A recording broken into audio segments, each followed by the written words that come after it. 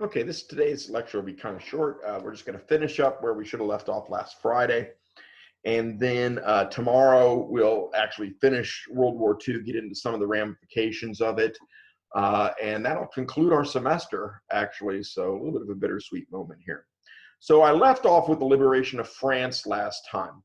But the Germans had one last surprise up their sleeve to try to gain back momentum, and that was the Battle of the Bulge. Hitler took advantage of the opportunity to mount one last-ditch surprise offensive against the American and British line. On December 16, 1944, the Nazis smashed against a 60-mile front, making significant headway, especially against the inexperienced reinforcements. It has been called the Battle of the Bulge because the bulge in the Allied front where Nazis had taken ground. So the bulge was basically where the army had advanced so far ahead of its supply lines that the flanks were still behind. And so you can picture it was a line like this, the flanks, and then in the middle, they had gotten too far ahead. So although the Allied line never completely broke, many small units were surrounded, prompting General Eisenhower to drop in airborne troops in critical locations. The Americans suffered approximately 77,000 casualties, and the commanders realized that Hitler was going to fight this war out to the very end.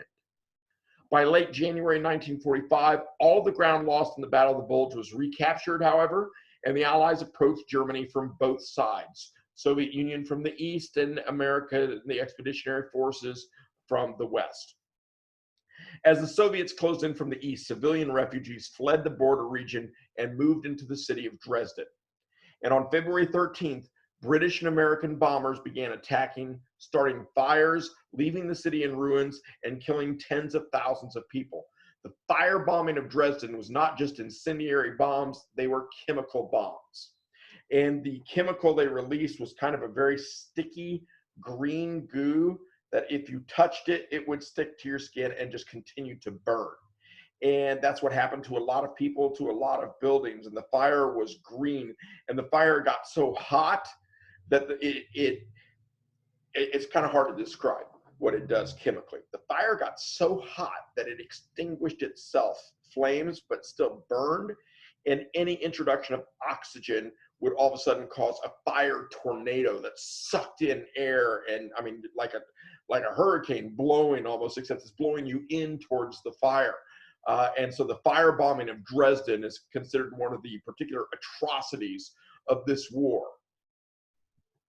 It is one of the most controversial Allied actions of the war, but such air raids did help contribute to German defeat. In March, the Western Allies found an intact bridge across the Rhine River, and within a week, ground troops were invading Germany itself. A month later, the Allies met up with the Soviet army in Berlin.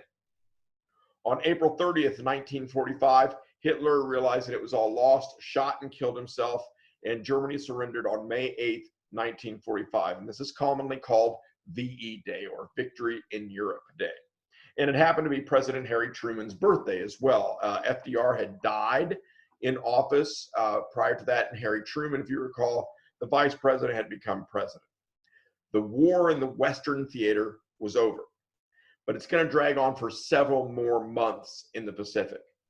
As America and its World War II allies considered invading Japan, the Manhattan Project successfully developed an atomic weapon. Its use on Hiroshima and Nagasaki, Japan, precipitated VJ Day, or Victory in Japan, the end of the Pacific War, on August 14th, 1945. But we haven't spent a lot of time talking about what's happening in the Pacific theater, so let's spend a little bit of time talking about what's happening there. Following the attack on Pearl Harbor, Hawaii on December 7th, 1941, it took 6 months for the United States to stem the tide of Japanese aggression. And for most of the next 2 years, Allied troops in the Pacific pushed Japan back in a series of difficult conflicts. The worst fighting started in 1944 as Japan became increasingly concerned about protecting its homeland. In March 1945, American troops conquered Iwo Jima, and that's just 350 miles from Japan. The island's defenders fought nearly to the last man, and a third of all U.S. Marine casualties in the entire war were at Iwo Jima alone. Meanwhile, American bombers were raining destruction on Japan, targeting airfields and ports and cities. After just 2 days of bombing, miles of city streets were leveled. 1 million people were left homeless and 100,000 people were dead, and that was just in the city of Tokyo. But Japan refused to surrender still. When American troops invaded Okinawa, even closer to Japan, they met even stiffer resistance. The Japanese defenders and civilians fought desperately for nearly 3 months and sent in a rain of kamikaze attacks, suicidal, airplanes that were just hoped to cause damage by exploding themselves into the military. Before it was over, they had inflicted nearly 50,000 U.S. casualties while losing as many as 200,000 of their own. But they still refused to surrender. Meanwhile, as we mentioned, Franklin Roosevelt had died, Harry Truman became president, and Germany was defeated. In July 1945, Truman met with other Allied leaders at Potsdam to discuss the next steps, and including invasion of Japan itself. And while he deliberated the planned invasion, he was finally informed about the Manhattan Project, a secret program to develop a powerful new weapon, the atomic bomb. It began in some ways before America even entered the war. Upon Adolf Hitler's rise to power, Albert Einstein, the famous German Jewish physicist, had fled to the United States.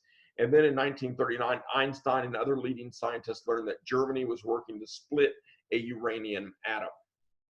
They quickly contacted President Roosevelt to urge him to begin a nuclear program, and thus began America's Advisory Committee on Uranium.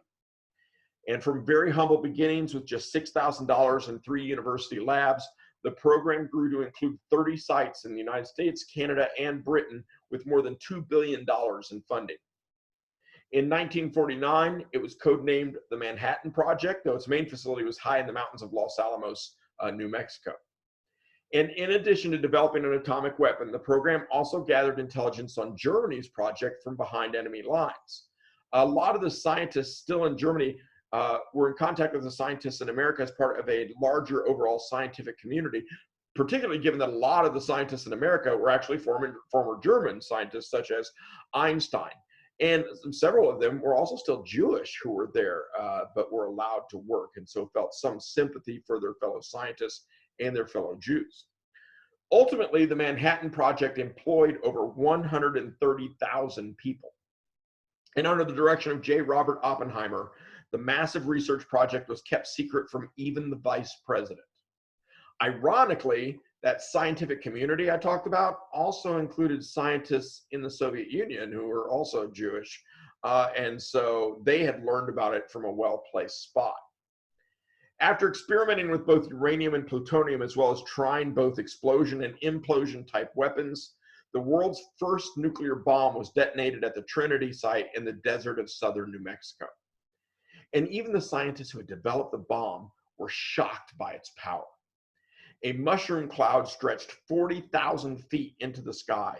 The blinding flash was visible for 200 miles, and a shockwave blew out windows 100 miles away. And this was a small bomb. This was not even, it was just a test one. So the desert for half a mile was turned into glass. That's how much heat there was. Civilian witnesses to this destruction were assured that an ammunition dump had exploded, but they had to be asking themselves, what kind of ammunition dump did they have there? 3 years of intense work, though, had paid off. It was July 16th, 1945, the day before the Potsdam Conference convened. By most accounts from the period, the decision to use the new weapon against Japan was fairly simple. The slow progress of the island invasions and Japan's refusal to surrender were becoming expensive, both in terms of dollars and casualties.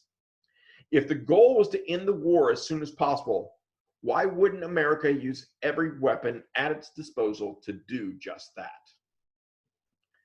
Keep in mind that the conventional bombings in Germany and Japan up to that point were already deadly and destructive, such as the firebombing of Dresden we already talked about, particularly to civilian targets.